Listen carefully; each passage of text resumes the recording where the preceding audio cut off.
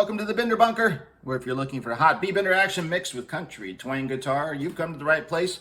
That's exactly what we've been dishing out since 2017, and we've got another fun one on board for you today called Bar Chords and Bender Boxes, which kind of sounds like a country song when I say it out loud. Unto itself, it's not. Well, not yet.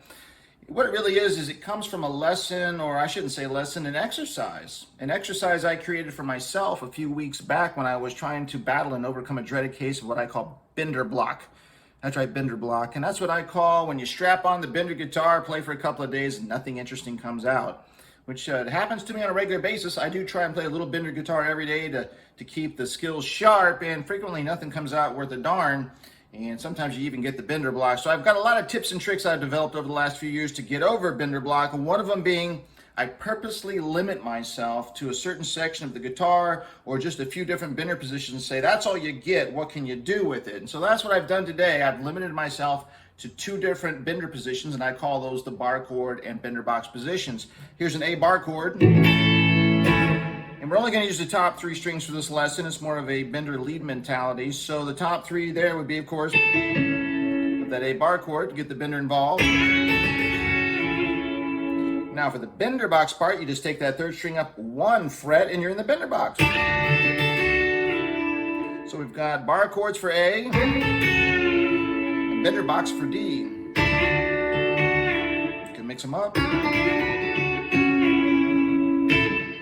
So on top of that, okay, you get those two positions. Also, as you're playing over the backing track, and I've had that backing track, I made that a few weeks back, just couldn't find anything interesting to play over it, and then this finally happened, is it's going from E, A, and B. You've got three different keys to play over. So as you're playing in those three different keys, no matter which of those two positions you start with, you've got to play the other one next. You can't take one and repeat it. So now I've got three different keys, and I can't repeat it, so I've got two positions in each of the three keys. I've got six positions right there. And then what you saw me do in the middle of that intro was I switched gears, made it a little bit tougher. I threw in a third position, and again, you have to alternate them. You got to go back and forth between the two, and so then you heard me go to a three position. So I'll go over that real quick with you. Again, it was E, A, and B, so I'm starting here in E, going to A and B next, and it goes like this. I'll do the two positions, and then I'll switch over to the three positions as well.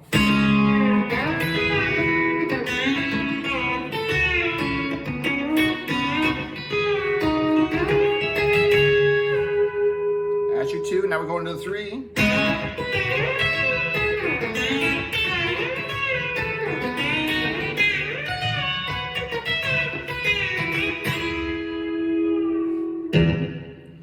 And another thing I find that is useful about this type of exercise where you're limiting yourself to two positions only is, one, it makes it easier. Like I've only got this, and then it just kind of writes itself because you can only go certain places with a limitation. That's part of the beauty of it. But another thing I really like is it makes you pay attention to how you are attacking each of the two positions that you're using. To add variety, make it as interesting as possible for you, the listener, I need to think about what I'm doing. I need to use everything at my disposal to make just those two positions sound as interesting and as varied as I can. So I'm doing pre-bends, I'm doing slides, a lot of dead notes, double stops, anything I can to add variety to only two positions. And that is part of the beauty of the exercise of bar chords and bender boxes. So I think beginning players, I think this could be a great lesson for you as you really start to solidify the importance of those two positions and getting comfortable switching between them. And then for more advanced players, maybe guys that have strapped on a bender more than a couple of years, I think you might have fun with that second half where it goes to three positions in each of the three key changes, because it's a little more challenging than it looks to kind of get your mind to sync with it. And it's just a fun exercise to do. If you got nothing else to do and you're in a bender state of mind, well, I think you might enjoy yourself. So bar chords and bender boxes are coming up in the Bender Bunker, which, boy, sure sounds like we were just sponsored by the letter B there, doesn't it? I'm happy to say that the Bunker has never accepted corporate sponsorship, of course, which is a fancy way of saying we've never been offered it. We just might take it. All right, go grab that bender because that's coming up next. Well, it looks like you are on board for bar chords and bender boxes. Nice to have you along. I am, of course, your host, Mr. Propellerhead. There we go, right there.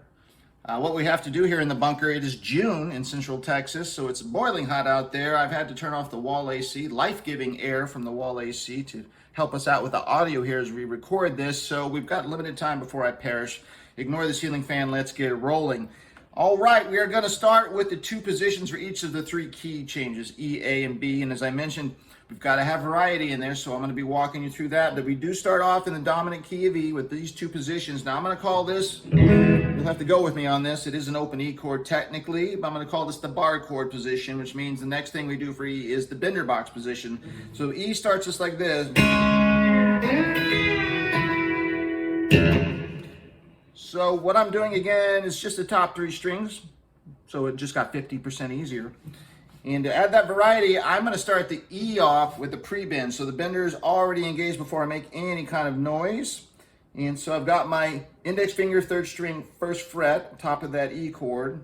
And then what I'm doing, I think I shot up with my fingers on the opening. I'll switch over to a pick because I think a lot of the viewers are using a pick, and we'll try and do that together. So what I would do is I would probably up pick starting on the 2nd string into the 3rd string and let the bender down. You can also start on the 3rd string and down pick all 3 and let the bender down. That works as well, either way. So I'm gonna do that. So again, we're pre-bent, we're gonna hit those, I'm hitting the 2nd and 3rd, letting the bender down. And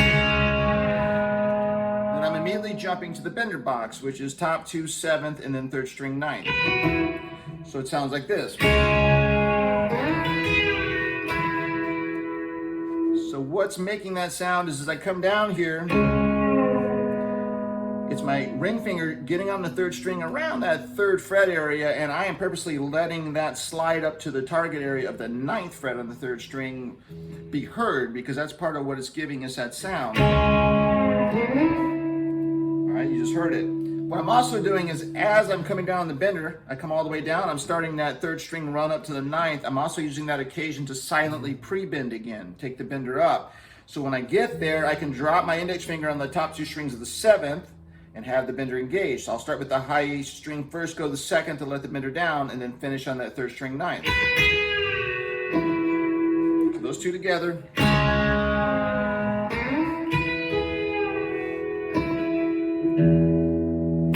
Now we're going to go to A, and so we've got 2 positions we're going to do for A. This time we're going to start in what would technically be the bender box position for A. And that's where, if we were down here, if we were up here on the 12th fret an octave up, it would be, so we're down here. And I'm not going to pre-bend for this one, but I am going to attack this one differently. And what we're going to do this time is I'm going to do more of a picking pattern, which will sound like this. Right? So we start with the bender down. Let's see, for pick that would be. So I start with my index finger, I just move it up 1, 3rd string 2nd for the A. I'm going to start on the 3rd string, down pick it, take the bender up, hold the bender for a second, then we're going to go open high E, back to the 3rd string 2nd, back to the high E open. Now I'm going to go to the B string open to let the bender down, and then take the bender back up. So all together.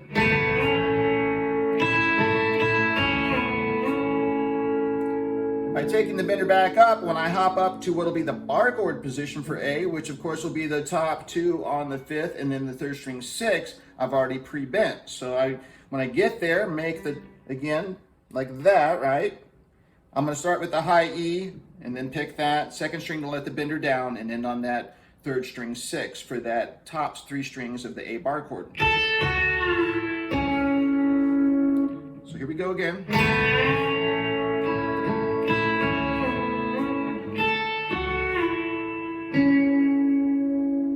That's your A. So now we're going to the 3rd chord, B. So we've got to do something different there. I'm going to start with the B bender box. So that's top 2 strings on the 2nd, 3rd string 4th. That's your bender box for B down here, which means I'll be jumping up to the B bar chord next, which will be top 2 strings 7th and the 8th on the 3rd. So came off of dropping down to the B bender box position, and then when I have that in position, bender's already not engaged. And I'm going to start by down picking on the 3rd string, again top 3, 3rd string down, but I'm going to take the bender up and I'm going to do it twice. And then what I'm doing there in detail is it is 2 bends. Is again, I'm starting in that position, 3rd string down pick, bender up. When I get to the top, I'm going to go ahead and hit the high E string 2nd, it's already covered. let the bender down, do that again. So this time I'm gonna do two mostly dead notes, more for percussive effect. So it's right like that. And then notice when I was done with that, I do the two percussive notes, I leave the bender engaged. All right, because I need to hop up to my B bar chord, I want it pre-engaged so I can do what we did before. So again, top two strings on the 7th, third string 8th, start with your high E string, work your way down. When you get to the second string, bender comes down like we did before, and then you end up on that last note being your third string 8th. Top three strings are your B bar chords. So again,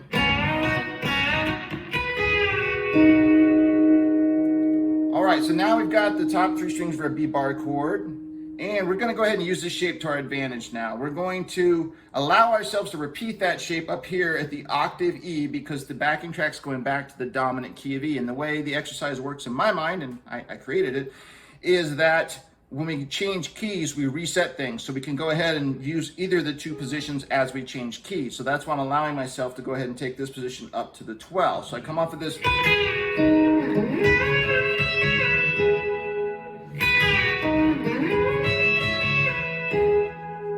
So the position is the same. We're just hopping up to the octave high E bar chord.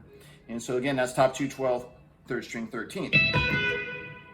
So we go ahead and do that. Now we're getting the slide like we did before earlier on the third string to get to that 13th. And the minute we get there, bender's down at that point. The minute we get there, we're immediately hitting the B string 12th and taking the bender up. Pretty quick, you hear that? Hold the bender for a second. And then sort of what we did down on the A, we're gonna do the high E12, come back to the third string 13, high E12, and then go ahead and hit the B string 12th to let the bender down, and then end on the third string 13th.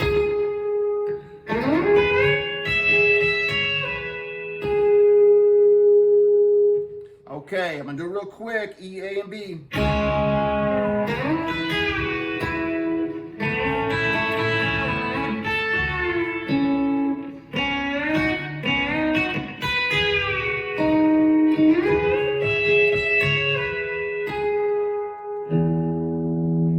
All right, those are the two positions. Now when I come back, we're going to switch gears, go a little bit faster, and do three positions in each of the keys.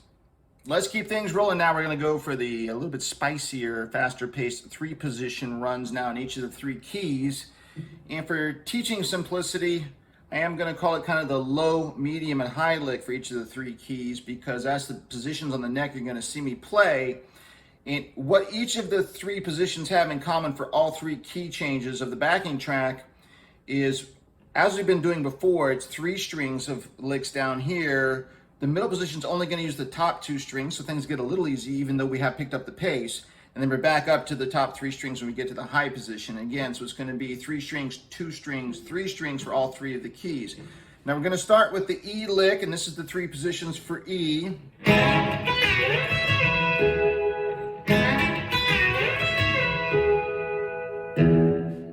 Okay, so as we did before, same starting point as the two positions. So index finger, third string, first fret. And what I'm doing is I'm starting on the third string, down picking, taking the bender up. And when I get up there, you have a choice. It's whatever rhythm's working for you. Sometimes I'm going, when I get to the top, I'm doing kind of one. Because sort of here's the high E. It's sort of a dead note, right? Half dead note, we'll call it. And I'm either doing that once or twice, depending on what rhythm I'm feeling. But I'm taking the bender up. So maybe we'll do it once for this example. And now we're leaving the bender engaged, hopping up to the top two. It comes, now we're in the middle. We're only doing two strings in the middle, right? And it's the 7th, because that would be the top two strings of the E bender box. When we get there, we're going to start on the high string, come down, let the bender down, let them ring. So we just went.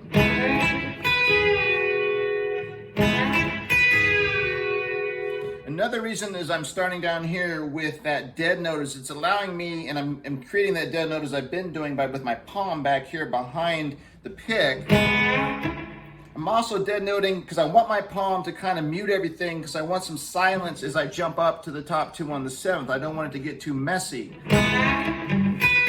I did 2 dead notes there by accident because that's what I do sometimes. So top 2 and the 7th, they're ringing. Now this is important. We want them to ring because now we're going to finish high on the high section, which is going to be the top 3 strings of the high octave bar chord for E. So we did open / bar for E, top 2 bender. So we got to go bar chord back up here because that's what the exercise tells us to do. So that's the top 3 of a bar chord up here. So that's top 2, 12th, 3rd string, 13th. So as we came, but what's important and what gives us that variety I keep talking about in this exercise is as we come down on the top 2 on the 7th, benders down now, we're going to slide up from the 7th to the top 2 on the 12th for the top of that E bar chord, but we're not going to pick it to get it up there. We're going to use the audio we already have and let the slide do the work for us. Like that. So it's a combination of me coming down on the bender, letting it ring, and then sliding up to the top 2 on the 12th while taking the bender up again is what you're hearing. And that's giving us yet more of a slinky pedal steel type sound, but more importantly, variety. We haven't done this yet in this lesson. So now I just did that. Bender's engaged again, so now I can finish off that lick. So it's a high string first, B string bender down, and then the 3rd string 13th. All right, so here we go for E.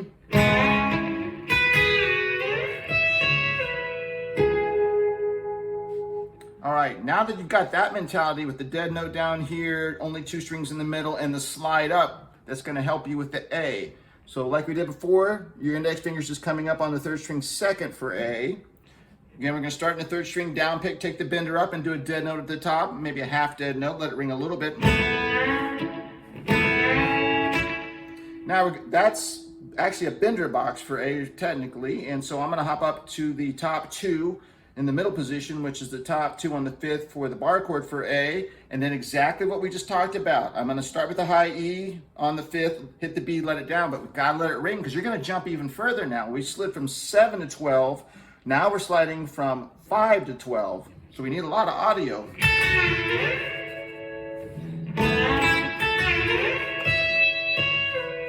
And you're like, well, wait, Bender Bunker, what's going on there? We're in A now. We just got to the top 12 for E. How's that going to work?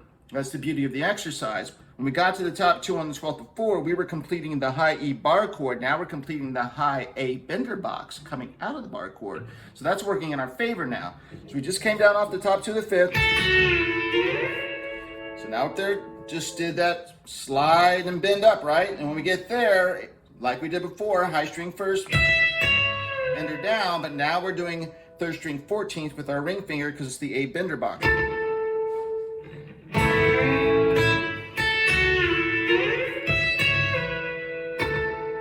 Bender's down. So here's E and A together.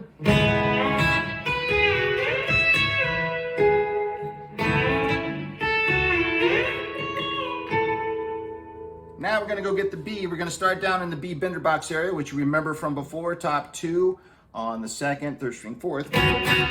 We're going to down pick starting on the 3rd string. Again, take it up, do a dead note or a half dead note when you get to the top of that for your rhythm and your chicken picking sound. And then now we're going to have to hop up here. Bender's engaged, of course. We're keeping engaged like before. And we're hopping up to the top 2 on the 7th.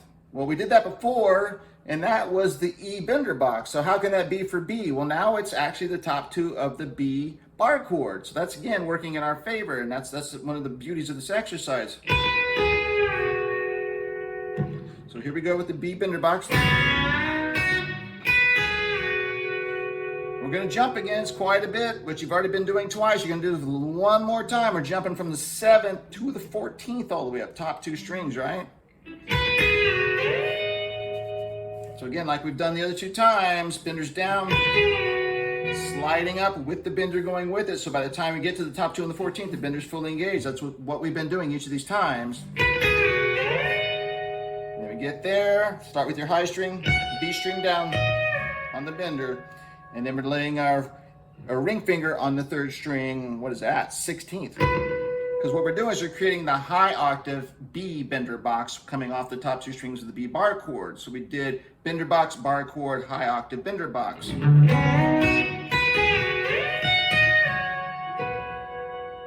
That's our B section. So now we do one quick lick to get us back to the dominant key of E, and then we're out of here, and that is...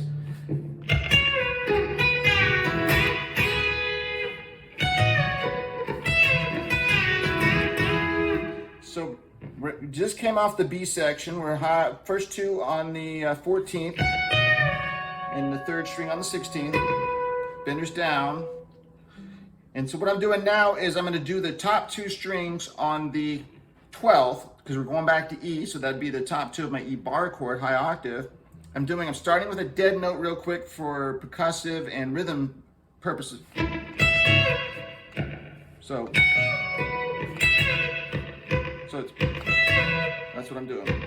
Quick dead note, and then a quick pre-bend so I can do top string first, second string down on the 12th. And I'm coming down here, I'm going to be finishing in E for the E bender box. So that's top two on the 7th and then third string on the 9th.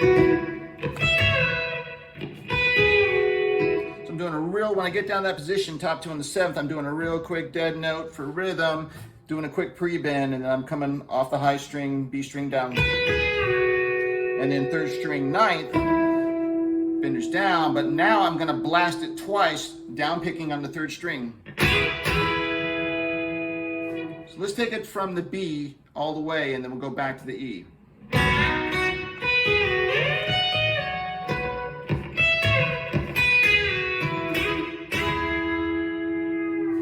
really what I'm doing is when I get that final E bender box, and the benders down, I'm actually isolating the second and third string, up picking it for that double blast. It'll work fine doing the 3 down. Your preference. All right, real quick all together if I can. We're gonna go all 3. You ready? Here we go.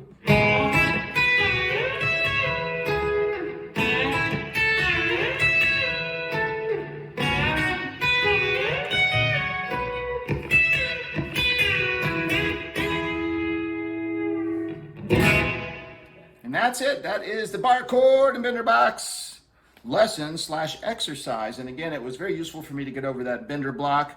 And again, I think it can be very helpful to younger players, first and second year players, to reinforce the importance of those two positions.